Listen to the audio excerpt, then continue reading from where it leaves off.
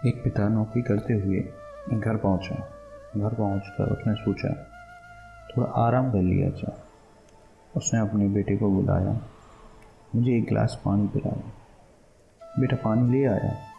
बेटे के दिमाग में कुछ चल रहा था क्योंकि बेटे को पैसे की जरूरत थी। थोड़ी देर रिलैक्स होने के बाद उसके बेटे ने अपने पापा से कहा कि पापा क्या मैं आपसे एक बात पूछ सकता हूँ। उसके पापा ने कहा बिल्कुल पूछ सकते हो। बेटा ने पूछा पापा आप एक घंटे में कितना कमा लेते?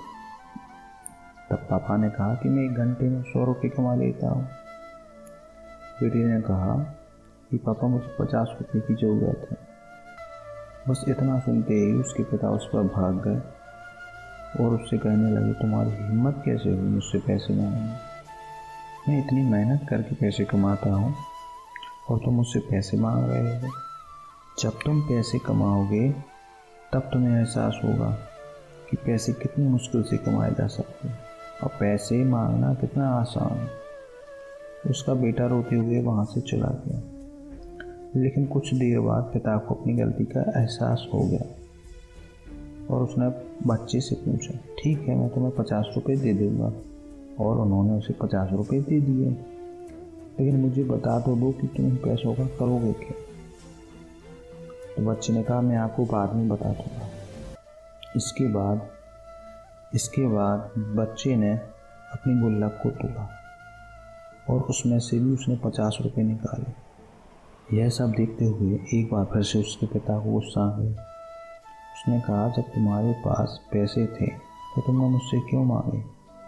और उस बच्चे को एक जोरदार थप्पड़ मारा। बेटे के पास पैसे पूरे हो चुके थे।